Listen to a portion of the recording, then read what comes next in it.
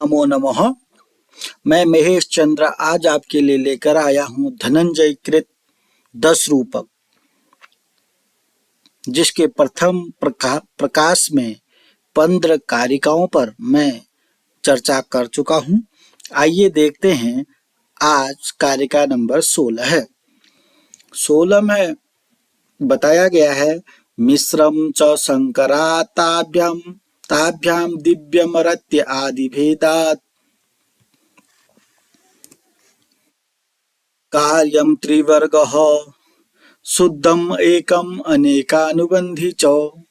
मिश्र कथा वस्तु की बात चल रही है। इससे पहले कारिका में आपने कथा वस्तु के 3 भेद पढ़े, प्रख्यात, उत्पाद्य और मिश्र। मिश्र का जो कॉन्सेप्ट है वह 16वीं कारिका में है। 15वीं कारिका में प्रख्यात कथा वस्तु किसको कहते हैं? जो ऐतिहासिक रूप में प्रसिद्ध होता है। उत्पाद्य कथा वस्तु किसको कहते हैं? जो कवि कल्पित होता है। अब तीसरा प्रश्न, मिश्र कथा वस्तु किसको कहते हैं? जो संकर है। संकर माने दोनों का मिश्रण। संकर शब्द का तात्पर्य है मिश्रण, दोनों का मिश्रण, यानी कि प्रख्यात और उत्पाद्य का मिश्रण जो होता है उसको मिश्र कथा वस्तु कहते हैं। अर्थात मिश्र कथा वस्तु में ऐतिहासिक भी होगा और कवि कल्पित भी होगा। क्लियर? कथा वस्तु संकर है, दोनों के मिश्रण से युक्त है, ऐतिहासिक भी है, कवि कल्पित भी है। और ये जो कथा वस्तु हैं 3 प्रकार के, प्रख्यात, उत्पाद्य और मिश्र, ये दिव्य मर्त्य आदि भेद से अनेक प्रकार के होते हैं। दिव्य मर्त्य आदि भेद से अनेक प्रकार के होते हैं, यानी कि जो उत्पाद्य बोला, प्रख्यात बोला, उत्पाद्य बोला और मिश्र बोला, इसके दिव्य मर्त्य आदि अनेक भेद होते हैं। पहली पंक्ति क्लियर? आइए देखते हैं, कार्यम त्रिवर्ग हो। कार्यम माने फल, यहाँ पर कार्य का अर्थ फल है। फल किसका? कथा वस्तु का फल त्रिवर्ग है। कथा वस्तु का फल क्या है? त्रिवर्ग है। अब चतुर्वर्ग तो आपने सुने थे, उन चतुर्वर्गों में से त्रिवर्ग ले लीजिए। धर्म, अर्थ, काम, त्रिवर्ग। कार्य क्या है? कथा वस्तु। क्या पढ़ रहे थे हम? कथा वस्तु। उसका फल क्या है? त्रिवर्ग है। त्रिवर्ग मीन्स धर्म, अर्थ, काम।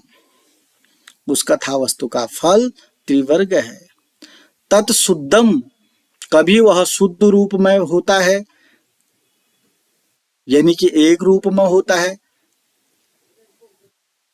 अनेकानुबंधी, कभी वह दो रूप में होता है, कभी वह 3 रूप में होता है।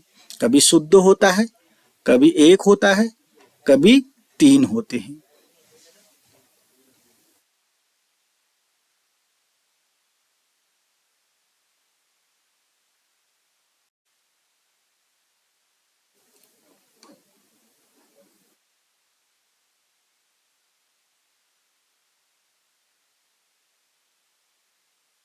स्वल्प उद्दिष्ट तु तद हेतु बीजम विस्तार्य अनेकधा अवांतरार्थ विच्छेदे बिंदु अच्छेद कारणम। प्रस्तुत कारिका में बीज और बिंदु के विषय में बताया गया है।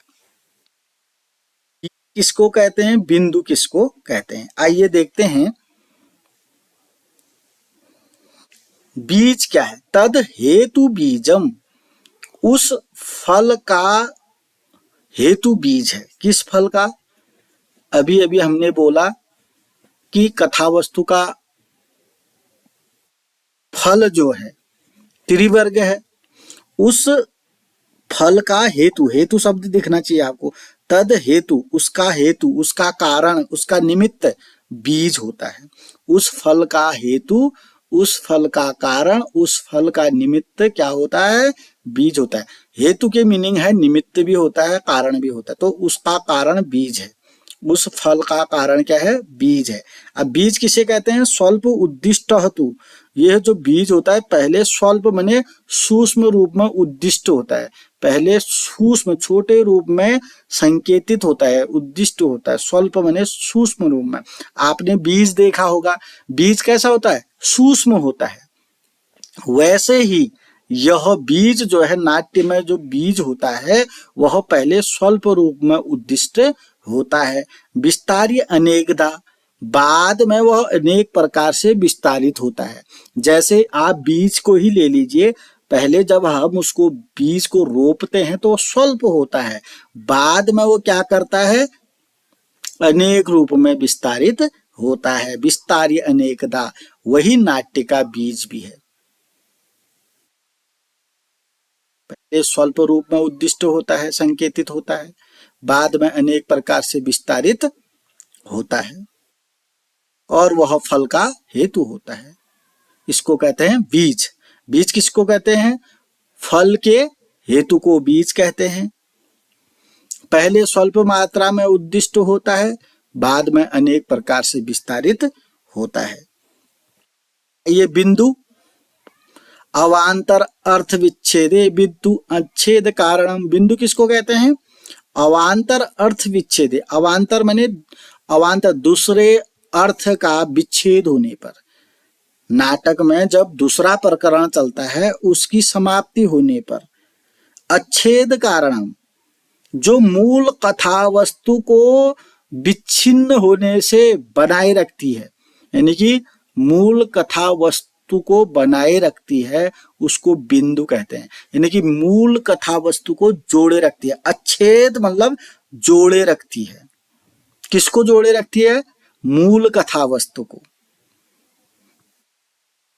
है फिल्म है, उसमें अनेक प्रकरण चलते रहते हैं। जो अवांतर प्रकरण है उसकी समाप्ति होने के बाद जो मूल बिंदु, मूल कथा वस्तु को जोड़े रखती है, उसको बिंदु कहते हैं। अब बिंदु का बिंदु को कैसे समझेंगे आप? एक रस्सी की गांठों को समझ लीजिए। अनेक 10-12 रस्सी हैं, उनको लंबी रस्सी बनानी है तो जोड़ना है, तो उतनी उसमें गांठें बन जाएंगी, वही बिंदु हो गया यहाँ पर। तो क्या होगा? वो दूसरे प्रयोजन को, जब नाट्य में कैसे इसको प्रयोग होगा? जब अवांतर अर्थ है, दूसरा प्रयोजन समाप्त होगा तो मूल प्रयोजन को, मूल कथा वस्तु को जोड़ने का काम करती है, उसको बिंदु कहते हैं। तो बीज और बिंदु के विषय में यहाँ पर बताया गया है। आइए अगला देखते हैं। बीज बिंदु पताका आख्य प्रकरी कार्य लक्षण हो, अर्थ प्रकृतयः पंच ता एता परिकीर्तिता।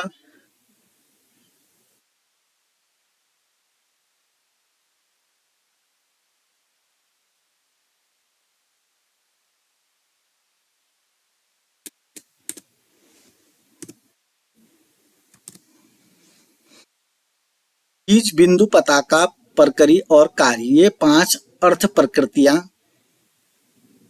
कहलाई गई है। एक बीज है, बिंदु है, पताका है, प्रकरी है और कार्य है। 5 हो गए। ये पंच मने 5 अर्थ प्रकृतियां परिकीर्तिता मने कहलाती हैं, कही गई है। पहला बीज है। अब हमको बीज किसको कहते हैं?